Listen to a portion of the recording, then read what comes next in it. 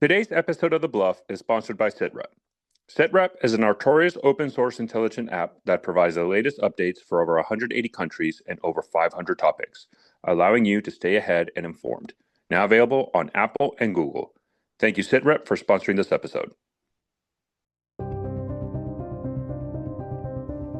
Welcome to the Bottom Line Up Front, an Artorias podcast. I am Stefano, the Chief Intelligence Officer of Artorias, and today we are joined by a phenomenal account on X, formerly known as Twitter, that goes by SA Defense.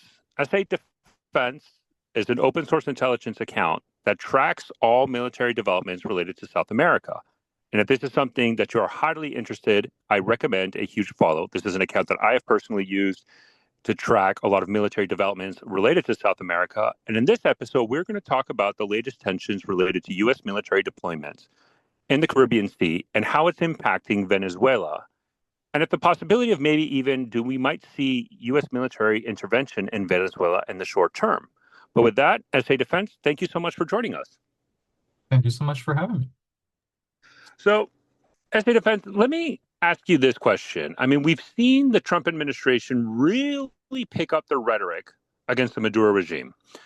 Nicolas Maduro was labeled as the leader of a cartel de soles, which, for our listeners who might not know, in English, that's the Sun Cartel. It's a name that's kind of used to kind of explain basically the higher echelon of the Venezuelan government and military involved in drug trafficking organization. On paper, there's no such thing really as the Sun Cartel, unlike if you've listened to other previous episodes where we talk about the Sinaloa Cartel, the Jalisco Generation Cartel, etc. Obviously, this group, there's no such real thing as the Sun Cartel. It's kind of something that the U.S. government has labeled, but it basically involves and implicates the Venezuelan military in their drug trafficking practices, not only in South America and to North America, but across the world. We do know that the Maduro regime has been heavily involved in drug trafficking across the world. And the U.S. labeled the Sun Cartel as a foreign terrorist organization, identified Maduro as the leader of this foreign terrorist organization. And in response, we saw a significant deployment of U.S. military assets to the Caribbean Sea. So, SA Defense, I'll leave this to you. I mean, we're seeing the deployment of Navy vessels, attack submarines, Marine Expeditionary Units, PA Poseidons. Walk the listeners through kind of the assets deployed and what does that indicate to you? Do you think this is a counter cartel, counter narcotic operation, or is there something there that might be a threat to to the Maduro regime specifically? Basically, from what I have seen, at least with the U.S. deployments of Navy vessels, is the deployment is with the Iwo Jima Amphibious Reaction Group. That includes the amphibious carrier Iwo Jima, the two San Antonio class landing platforms, the San Antonio and Fort Lauderdale. It also additionally detached with the U.S. Navy the Ticonderoga class Lake Erie and three Burke-class destroyers, Sampson, Gravely, and Dunham. Additionally, the submarine mentioned is a Los Angeles class, U.S. Newport News. So that would be 7 ships and 1 submarine, in addition to the PA Poseidons. Primarily, we do not see deployments of this scale within the region. I believe the last time we saw the scale was the invasion of Panama in the 90s. And this is all sorts of abnormal.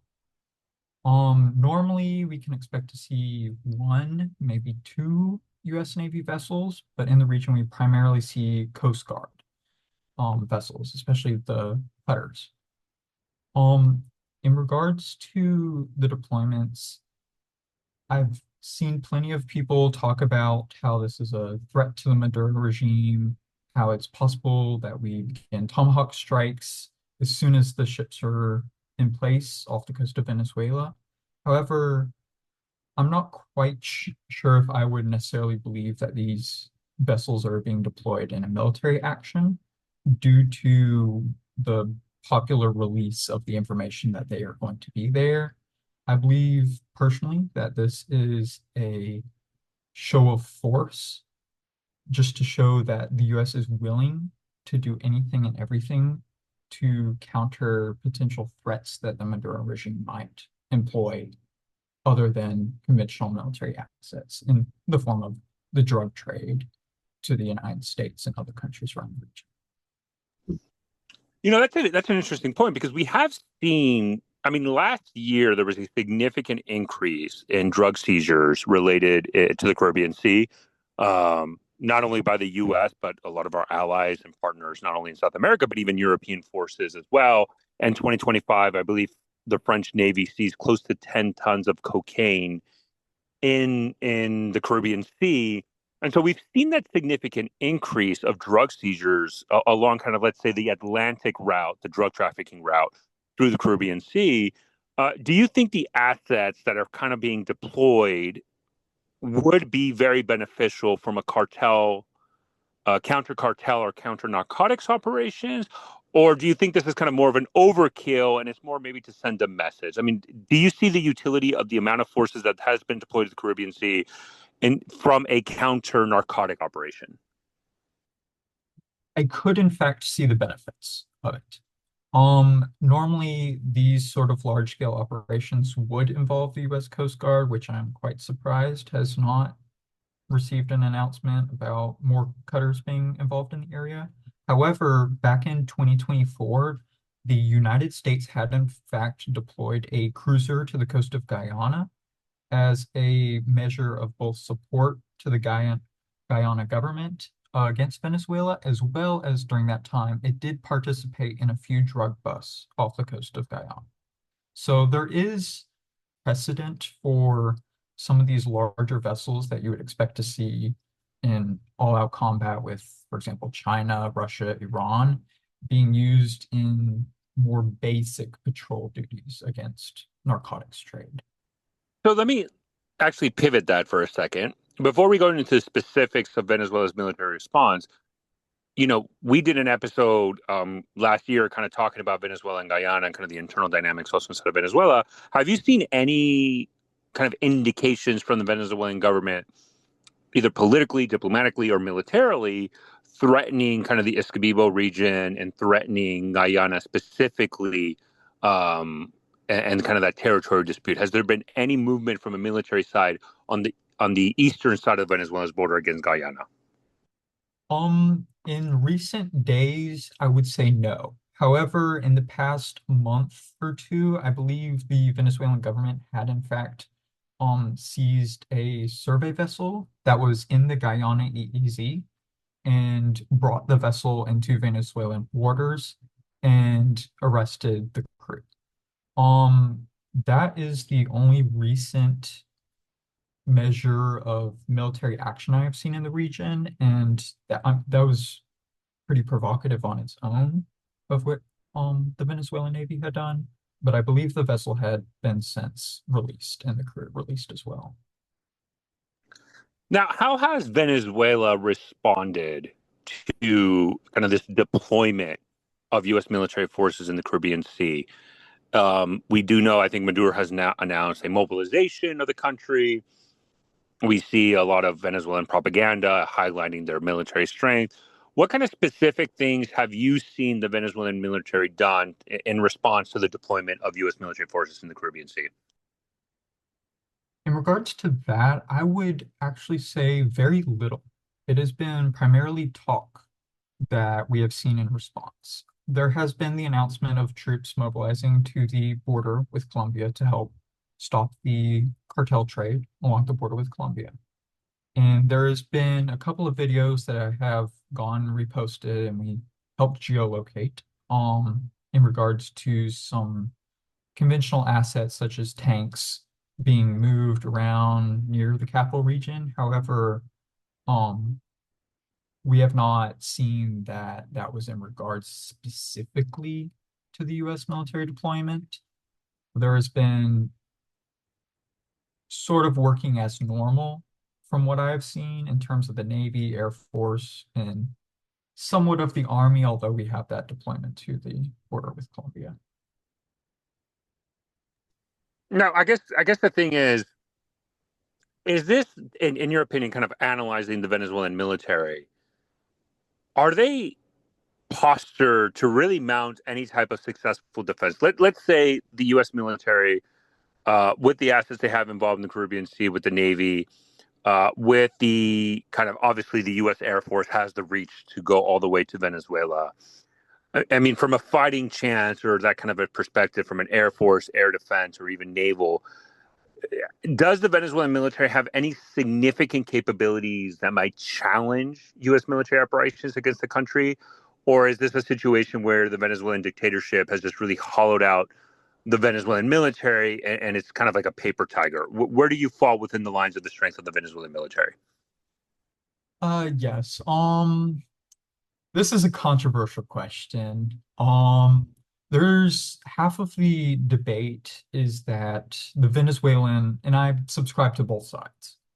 Half of the Venezuelan military opinions are that the entire military is hollowed out in terms of its capabilities. There's little training on what actually to do in the case of conflict outside of just occasional run-ins with the cartels.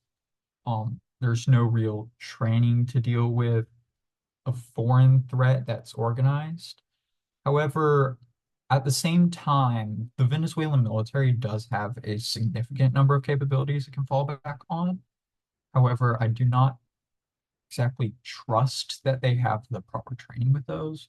For example, they have a decent air defense system uh, from Russia that, although they have a decent number of them, they have not once been used in any training mission since they were received in, I believe, the 2010s.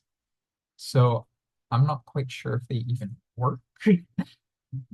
Um, but at the same time, they also have the new Iranian missiles, the anti-ship missiles that they received a few years back, along with the fast attack craft, which are what I view as the greatest threat that the Venezuelan has to the U.S. Navy.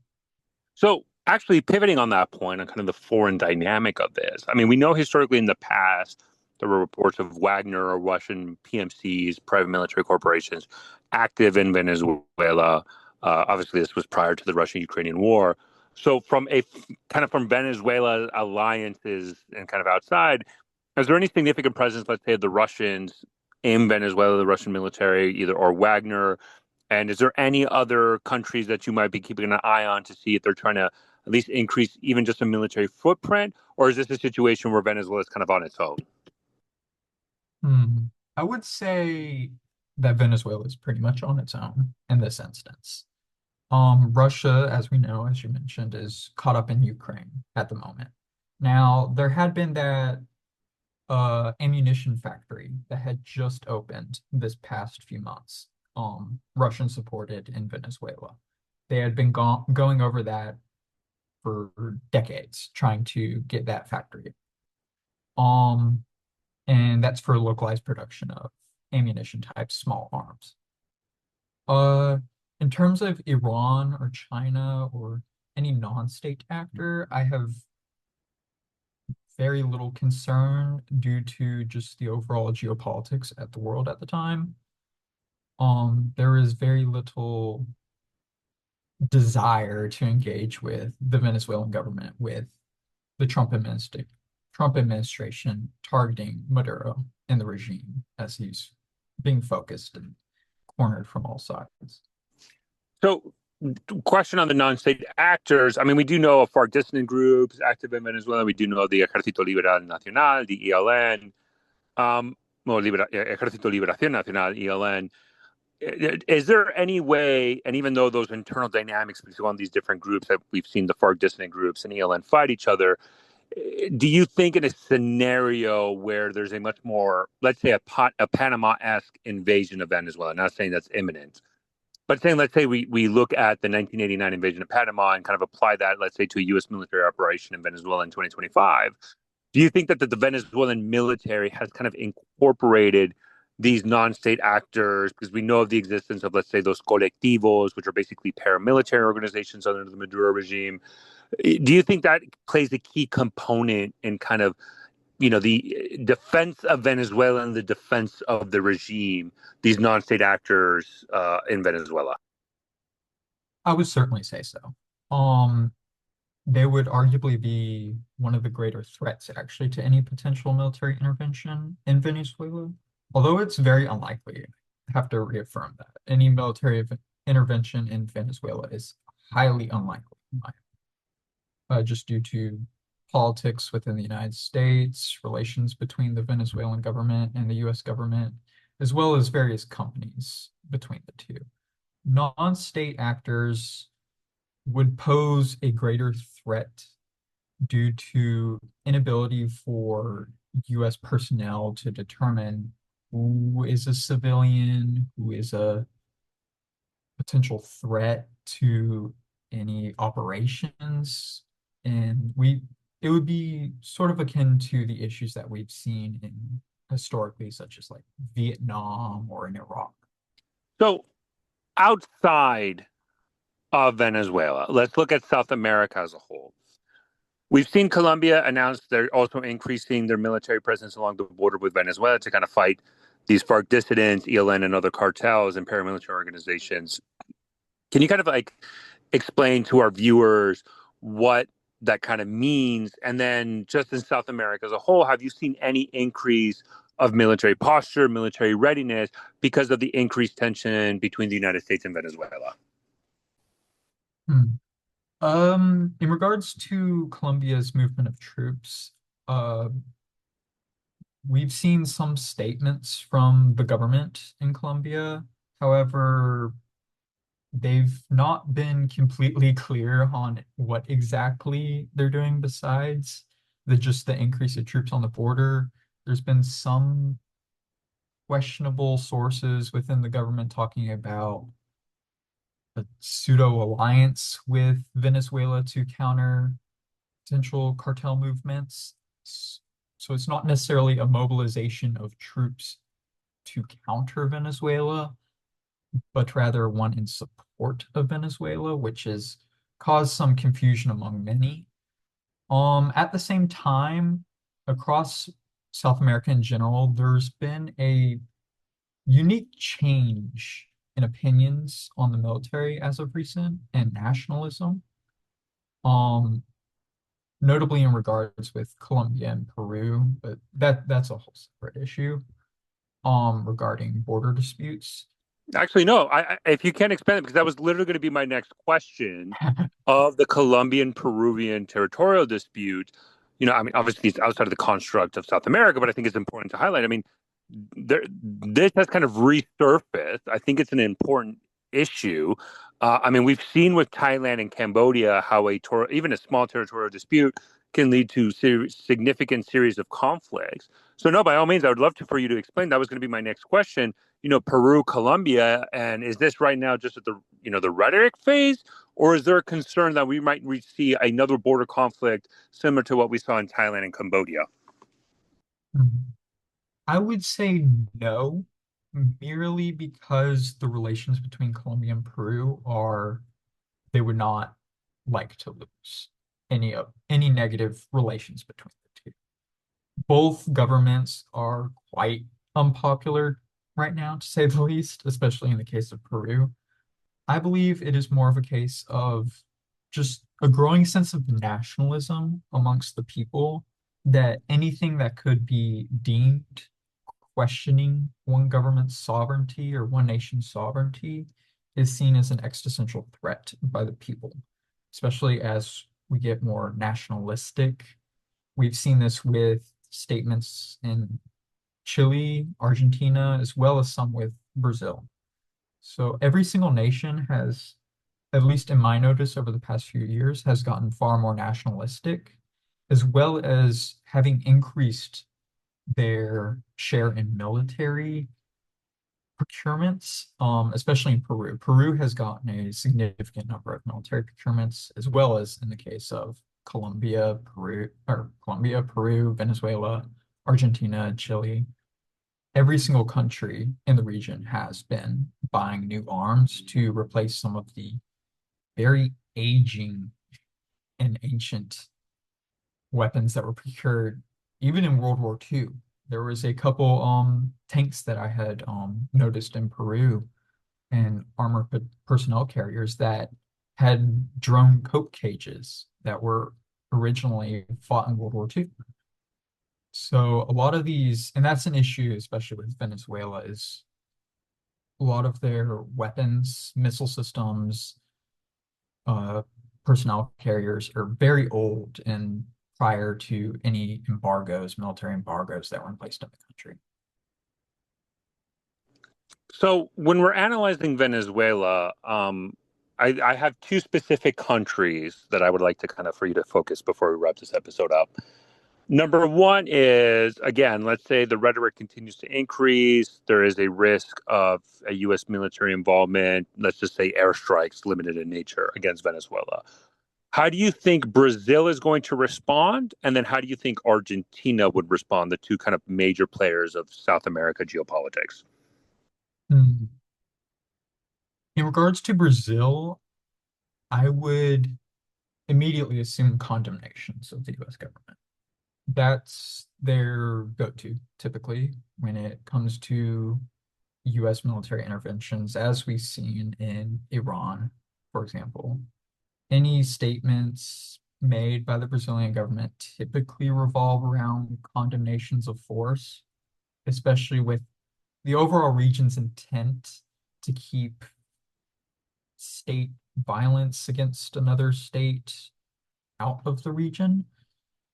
Um, there, it also would depend on how significant the strikes are. As you mentioned, limited airstrikes. There, there's a question over how limited is limited. Are they taking out the entire top government? Are they going after military bases? Are they sinking the ships in port? There's just a significant number of questions I would have to ask over what is the US government actually doing first before any statements, I would say. Although I do not believe that the Brazilian government would intervene, or I've seen some rumors that Brazil would send cargo planes to Venezuela to evacuate the entire Venezuelan government in the case of conflict. There is no way, in my belief, that that would ever occur. In terms of Argentina, I would assume general support due to especially the Argentinian embassy siege that happened um, after the election, where the Venezuelan opposition were hiding in the embassy, the Argentinian embassy. Um, I would not expect any military support from Argentina in regards to assisting any U.S. intervention, um, unlike when Argentina assisted in Operation Uphold Democracy in Haiti. Unlike the 1990s, Argentina is no longer a military power, and I personally do not view them as being even able to support themselves, let alone even sending a couple planes or some peacekeepers or even a ship or two to the region to show the flag and show support against the Maduro regime. Let me ask this one, though, because we recently saw the Prime Minister of Trinidad and Tobago announce that not only are they supporting the U.S. military counter narcotic operations in the Caribbean Sea, but they explicitly stated that if Venezuela invades Guyana, that they would allow U.S. military forces to operate in Trinidad and Tobago to conduct military operations directly against Venezuela. So is this a situation where the government of Trinidad and Tobago is looking at the Guyana situation with concern? Is this a rhetorical support? Maybe more? Where do you see Trinidad and Tobago in kind of all this U.S. Venezuela, diplomatic crisis? Because it does look like they're taking a little bit harder tone and being much more pro-American, at least the prime minister directly, than many probably expected. Yes, the Trinidad and Tobago statement actually did catch me by surprise when they mentioned Guyana. I was expecting a statement that would only reference the U.S. military assets that were coming into the region in regards to countering the cartel, as the Trinidad and Tobago government has been extremely historically supportive of U.S. military movements to counter the cartels, as the issue is pressing for all those in the Caribbean.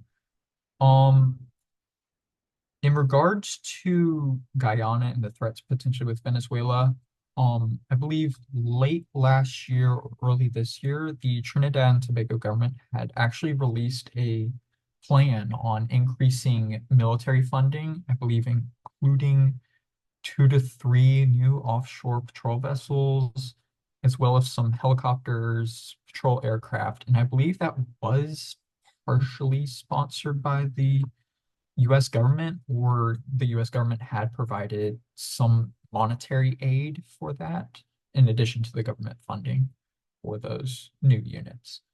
Um, I believe there is a question on basing of US military assets in Trinidad and Tobago, and I could see that as possible, but primarily in the context of anti-cartel work.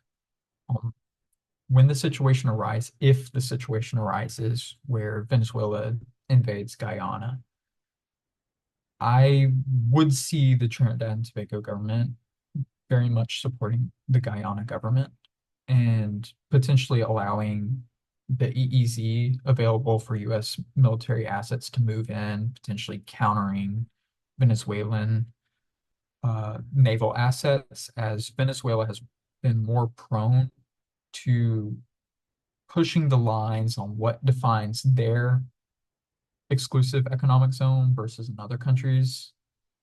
And there was probably some concern within the Trinidad and Tobago government, if Venezuela was to invade Guyana, would the Trinidad and Tobago exclusive economic zone be preserved, or would the neutrality be violated by the government? No, SA Defense, this was a great whole encompassing conversation. So my final question to you is, looking out a month from now, where do you think the situation lies? Status quo and the new kind of this new status quo of increased U.S. military presence in the Caribbean, but really not much else? Do you think that there is even a risk of U.S. military intervention in Venezuela, or is the just the presence of U.S. military forces in the Caribbean Sea might cause some internal instability within the Maduro regime where they force him out? Where do you think we're going to be in a month from now? In a month from now, my prediction would be that the US Navy is going to do some limited patrol activities alongside the Dutch, French, British governments, maybe some work with the Colombian government, and then they will head back home to Norfolk Naval Base. I might expect that the US government decides to increase the US Coast Guard's presence off the coast of Venezuela to assist the Dutch government in conducting search and seizures. But I do not expect anything particularly different than the status quo as now. The Maduro regime has always been particularly unstable compared to other dictatorships in the region across the world. However, I don't believe that necessarily this US naval movement would potentially cause that internal collapse, unlike what several commentators have been stating. Well, SA Defense, I really want to thank you so much for your time explaining the whole situation related to Caribbean Sea and U.S. military dynamics in Venezuela, and even a brief overview of the kind of the military dynamic in South America. This has been a phenomenal conversation. Obviously, there's a lot of news that's coming out related to this new hotspot in the globe, and we will make sure to cover this. Again, thank you very much to SA Defense for joining us. You can find him on Twitter or X. And please make sure you give him a follow if you're interested in anything related to South American military development. I think that's a very important topic and a very niche topic, and he's definitely the source that I leverage to kind of talk about all that. And with that, this has been the Bottom Line Up Front on Artorias podcast, and we'll see you next week. Thank you.